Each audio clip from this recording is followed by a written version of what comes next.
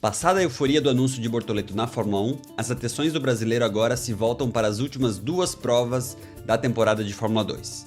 Bora entender o que Gabriel precisa fazer para carimbar o título da categoria em 2024. Fica ligado que esse é o box da Fórmula 1. Antes de tudo, bora olhar para a tabela de classificação da Fórmula 2. Gabriel lidera com 169,5 pontos, com Isack Hadjar, piloto Red Bull, na vice-liderança com 165, apenas 4,5 pontos atrás. Fechando o top 5, temos Zane Maloney com 135, Paul Aron com 133 e Crawford com 116. Alguns fatos curiosos. Bortoleto tem meio ponto graças à corrida sprint em Monza, quando terminou no mesmo milésimo que Hogger e, portanto, dividiu o único ponto que o oitavo lugar daquela corrida recebia com o norueguês. Outros fatos agora sobre os concorrentes diretos de Bortoleto. Hadjar, que está na cola do brasileiro, é muito rápido, inclusive venceu mais provas na temporada do que Gabriel, com 4 vitórias em corridas principais, contra 2 de Gabriel. Porém, o francês é muito esquentadinho e peca na constância. Prova disso é que nas últimas 4 corridas ficou fora dos pontos em todas elas, sendo que não abandonou nenhuma.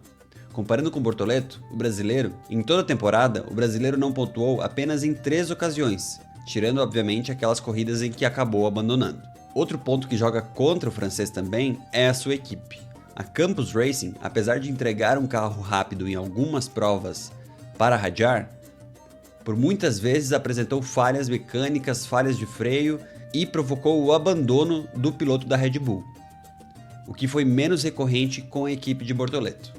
Não fosse várias quebras da Campus, muito provavelmente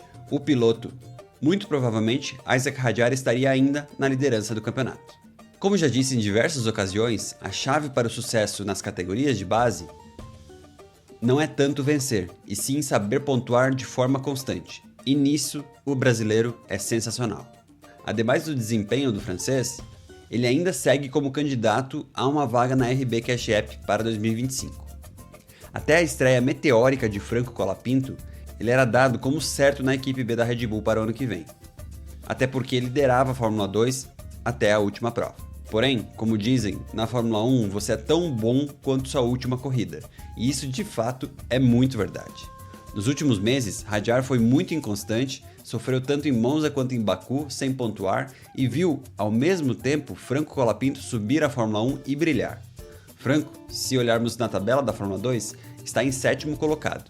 Durante toda a temporada, Franco não esteve no top 5, venceu apenas uma corrida sprint, onde o grid é invertido, e não brigava pelo título com o francês e com o brasileiro, estando bastante atrás em termos de desempenho dos líderes do campeonato. Dito isso, Hadjar precisará mostrar serviço nesses últimos 2 finais de semana para seguir na briga por uma vaga na Fórmula 1. Quem sabe se conseguir arrancar o título em cima de Gabriel, que já foi promovido para a Fórmula 1, possa mostrar para Horner e Helmut Marko, os chefões da Red Bull, que sim merece uma chance na Fórmula 1. Considerando que nesse cenário teria derrotado tanto Bortoleto quanto Colapinto, Berman e Kimi Antonelli, todos promovidos para a Fórmula 1. Seria um tanto injusto o campeão da Fórmula 2 desse ano não subir à Fórmula 1. Falando em Kimi Antonelli, o italiano sofreu muito no início da temporada com o carro da Prema e conseguiu ter alguns bons resultados apenas na segunda metade da temporada, com uma vitória em Silverstone na chuva e outra na Hungria. Apesar disso, segue muito inconstante e oscilando demais, o que faz com que apareça apenas em 6º colocado na tabela de classificação. É possível que Kimi tenha perdido um pouco do foco na Fórmula 2 com tantos testes que fez de Fórmula 1 junto à Mercedes, uma vez que desde o início da temporada já estava praticamente confirmado que correria ao lado de George Russell em 2025. Porém, o sinal de alerta foi ligado. Apesar de ter feito uma carreira júnior impressionante, dominando praticamente todas as categorias onde passou, quando chegou na Fórmula 2, o italiano sofreu muito, e no primeiro treino livre que fez junto à Mercedes na Fórmula 1, bateu na curva parabólica em Monza. Teremos que aguardar e ver o que será de Antonelli na Fórmula 1. Talento ele tem, porém o nível de cobrança e exigência na principal categoria é outra coisa. Mas voltando ao campeonato, a briga direta pelo título é entre Gabriel Bortoleto e Isack Hadjar.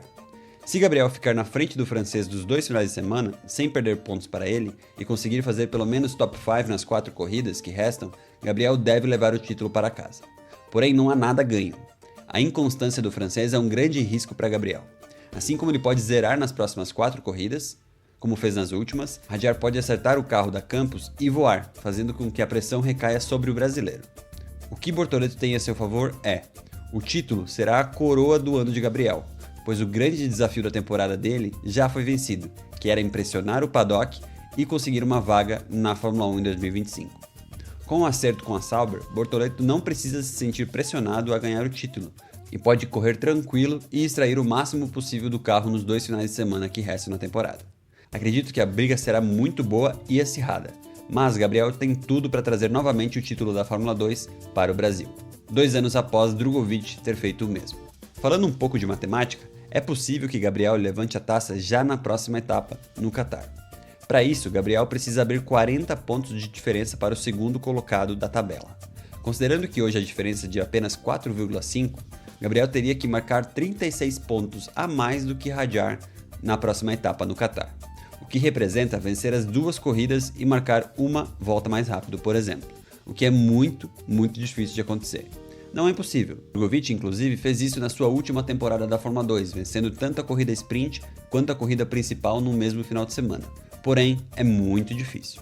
O mais provável mesmo é que a decisão fique para Abu Dhabi, a última etapa do ano. Vale lembrar que a próxima etapa no Qatar será a primeira corrida disputada nessa pista pela Fórmula 2 em sua história. Diferente do Bahrein e de Abu Dhabi, presentes no calendário da Fórmula 2 há alguns anos, o Qatar recebe pela primeira vez a categoria, o que tira a vantagem de Hadjar e dos demais pilotos que estão em seus segundos ou terceiros anos de disputa na categoria.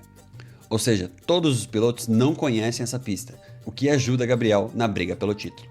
Por fim, teremos que ficar de olho e acompanhar. Você acha que Bortoleto leva a taça da Fórmula 2 para casa? Comenta aqui, e se curtiu o vídeo não se esquece de se inscrever no canal para não perder os próximos. Um abraço e até mais!